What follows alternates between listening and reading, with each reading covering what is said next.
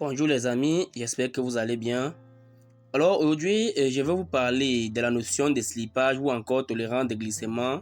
Si vous avez déjà utilisé une plateforme comme PancakeSwap et Uniswap ou encore toute autre plateforme de swapping de crypto-monnaies, c'est que vous avez eu affaire au slippage ou bien encore à la tolérance de glissement et je vais vous expliquer ce que c'est et son rôle dans cette vidéo. Si vous êtes nouveau sur cette chaîne, abonnez-vous, likez, partagez, faites des commentaires pour nous encourager. Sur cette chaîne, nous parlons d'entrepreneuriat, nous parlons de community management, nous parlons de crypto-monnaies et de développement. Dans PancakeSwap, quand vous voulez acheter une crypto-monnaie, par exemple comme Arriva ou Breeze, vous avez affaire à cette tolérance de glissement-là. Donc, sans toutefois tarder, nous allons entrer dans notre navigateur d'app pour vous expliquer réellement ce que c'est que la tolérance de glissement. Donc, quand nous entrons là, nous descendons au niveau de PancakeSwap. Nous avons dit dernièrement qu'il faut toujours passer par Popular pour être sûr de choisir le bon lien. Donc, on clique sur PancakeSwap. Nous entrons dans PancakeSwap Finance. Alors, quand nous entrons dans PancakeSwap et que nous voulons acheter une crypto-monnaie comme le Breeze, nous devons tout simplement choisir la monnaie Breeze. Vu qu'on va acheter avec Breeze est basé sur le réseau BNB Smart Chain. Donc nous devons taper pour chercher Breeze et essayer d'acheter avec les BNB. Alors nous mettons une quantité de dollars à ce niveau pour acheter du Breeze et nous cliquons sur Swap pour swapper pour acheter de la crypto-monnaie. Quand nous confirmons donc ce swap là, voilà, vous allez voir le message. On vous dit cette transaction n'aboutira pas en raison du mouvement des prix ou des frais de transfert. Essayez d'augmenter votre tolérance de glissement.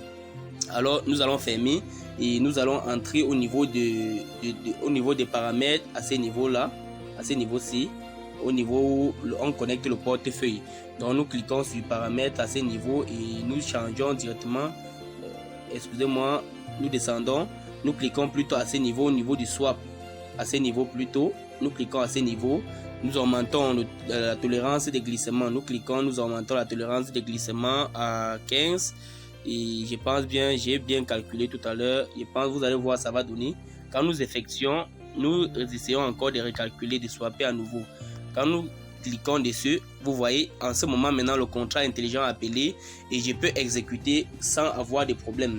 Donc ici vous devez comprendre que le slippage ou la tolérance de glissement est la différence entre le prix auquel vous voulez passer votre ordre d'achat ou de vente et le prix le prix au moment où cela a été exécuté ou cela est exécuté. La tolérance de glissement ou le slippage est le pourcentage, vous devez comprendre que c'est le pourcentage en fait de plus ou de moins que vous êtes prêt à parier ou à perdre pour faire un achat ou une vente en crypto-monnaie. Donc vous devez comprendre que cela est vraiment nécessaire pour le bon fonctionnement de PancakeSwap, vu que généralement quand vous voulez souvent acheter des crypto-monnaies, soit il n'y a plus de circulation. Ça veut dire pour que le slippage soit géré, il faut que peut-être il n'y a pas de circulation, des pièces en circulation. Et quand il n'y a pas de pièces en circulation, vu que les traders placent les ordres, nous avons donc cette possibilité-là de placer et de mettre un pourcentage de plus. Vu que les traders ont placé peut-être l'ordre de vente ou l'ordre d'achat avec un plus 10% ou 15%, nous disons donc que nous voulons au minimum perdre au maximum, perdre un plus de 10% ou de 15%, nous sommes prêts à parier 15% de plus pour acheter ces pièces et cela déclenchera en ce moment-là les ordres des traders.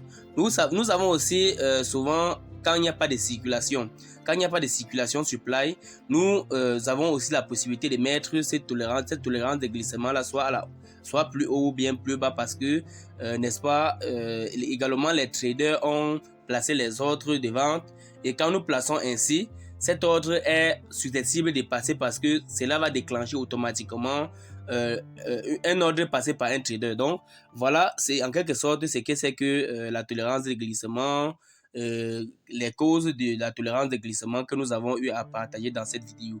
Alors si cette vidéo vous a plu, n'oubliez pas de vous abonner, de liker, de partager, d'activer la cloche de notification pour ne rien rater, pour nous soutenir.